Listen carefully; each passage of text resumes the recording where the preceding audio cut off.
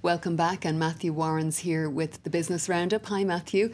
With the American election around the corner, the all-important latest unemployment figures are out. Yes, that report will be closely looked at. It's out later on Friday. Now, last month, unemployment fell below 8% for the first time since 2009. Well, we got a bit of an indication on Thursday of how things might look. Private sector jobs, there were 158,000 in October. That was better than September, slightly better than had been expected as well. Expectations for this job report today? Well, economists think that it will creep up a little bit, the unemployment rate, but they said that last month and it fell slightly, so we'll see what happens later.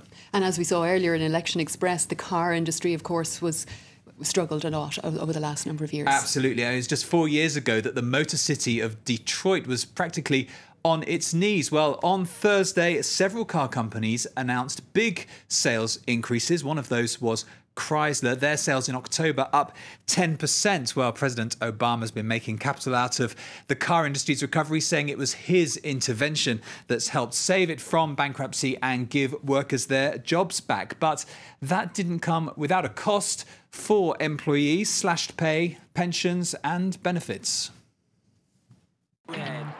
Detroit, the Motor City, is off the scrap heap.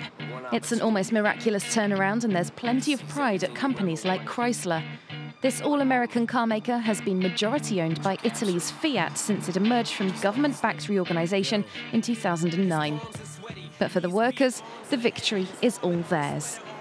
We're in the process of having a bankruptcy, going out of business. This plant was getting ready to close, and everybody pulled together, okay? And that takes a lot of pride in the workforce and pride in what we do. Even Detroit-born rapper Eminem shares that pride, it seems, featuring in a recent Chrysler advert. This is the Motor City, and this is what we do. But for new Chrysler staff like Elisa, the pride is tempered by some stark choices they had to make. Starting salaries were cut practically in half. Elisa takes home around €1,300 a month. What's more, healthcare benefits were slashed, the pension scheme is gone, and the unions gave up the right to strike. It gave the company kind of like a free-for-all, like a free pass. If the people can't go on strike, then the company can do whatever it wants. Workers' unions admit they're not proud, but they insist they had to make concessions in order to receive government help. We did what had to be done to survive. I don't think anybody wanted to give up income or accept no strike commitment, but clearly the strike is coming back in 2015. The workers of Motor City have paid a high price to save their jobs. The hope is that their sacrifices will see them out of the current crisis and into a brighter future. And how have the markets reacted to all of this, Matthew? Well, the Dow Jones on Wall Street had its best day actually since mid-September. That was up about 1%. The other markets following suit there. There was also some positive data out on factory output and consumer confidence. Let's take a look at Asia as well. Markets there have been taking their lead from the US, all of them up. The Nikkei up a healthy 1.17% there. And staying in Asia, Apple's new iPad has been going on sale there this Friday. Yes, that's right. We can take a look at some pictures coming out of Asia, coming out of Australia, Japan, South Korea, the new mini iPad going on sale. Now, we're used to seeing these sorts of scenes. In fact, there are smaller crowds, it's being reported, than at previous launches. And analysts think that about 1 to 1.5 million of these mini iPads will be sold this weekend, but that's about half of the 3 million iPads that were sold when the new version of that came out in March. But there seem to be some happy fans waiting to buy today. Let's take a listen to a couple of them. It's very light. I'm so happy. I was so excited. I couldn't sleep last night. The iPad mini is very light, and more importantly, the battery lasts longer. I can use it for up to 12 hours, which is great for reading books or surfing the internet. Well, let's get some more of the day's company news. And companies like Apple will be invited to offer phones to the US military. That's bad news for Research in Motion, the makers of rival BlackBerry. The Defense Department is ending its exclusive contract with the company. The BlackBerry had been seen as the most secure device available, but advances now mean other phones will be considered.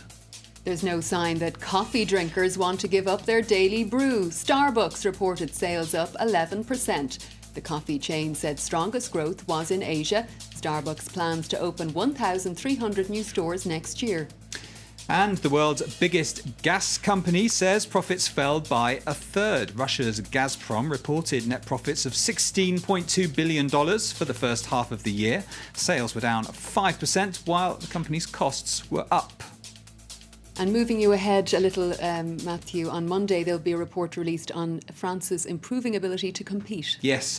Now, this is a report from Louis Gallois. He's a big company boss here in France. There have been some leaks already, and the contents are likely to be controversial. Now, one area of debate in France is over high labour costs, and many French bosses have been looking at the example of Spain, where labour costs are falling.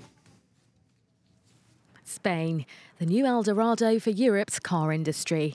With the crisis, the country's become more competitive. Nissan has invested €300 million in this factory because employees are, quote, more flexible. They're working more with no pay increase. This year we didn't receive a raise, and before that it was around 0.5 or 0.25%. So yes, we've accepted the lack of pay increase. I'm ready to make sacrifices, but on condition that employees keep their jobs and that we keep the factories here. As for new recruits, they've had to accept a pay decrease, ideal for Nissan, and it's a fact employment unions cannot refuse. Reviewing salaries is one way of saving jobs, without penalizing employees too much. You have to realize that here in Spain, 1 in 4 workers are unemployed. In Spain, the hourly cost of labour is €22, around 36 in France, and the same in Germany, an incentive for manufacturers. Today, unemployment needs to be negotiated. There should be flexibility in work hours, and that's what manufacturers are looking for. It makes things easier. Since 2008, unemployment in Spain's car industry hasn't surpassed 8%. It's 25% in the rest of the country. And finally, a milestone of sorts in Iraq. Yes, that's right. The country has opened its biggest trade fair in more than 20 years. Now, it's the latest step to rebuild the Iraqi economy. More than 1,500 companies taking part. That's just from Iraq. 21 other countries are involved in that as well, inviting foreign companies to rebuild critical infrastructure that's been crumbling as a result of decades of underinvestment. Matthew Warren, thank you for the Business Roundup. And Lorna will be back with you after this short break for more headlines and news. Do stay with us.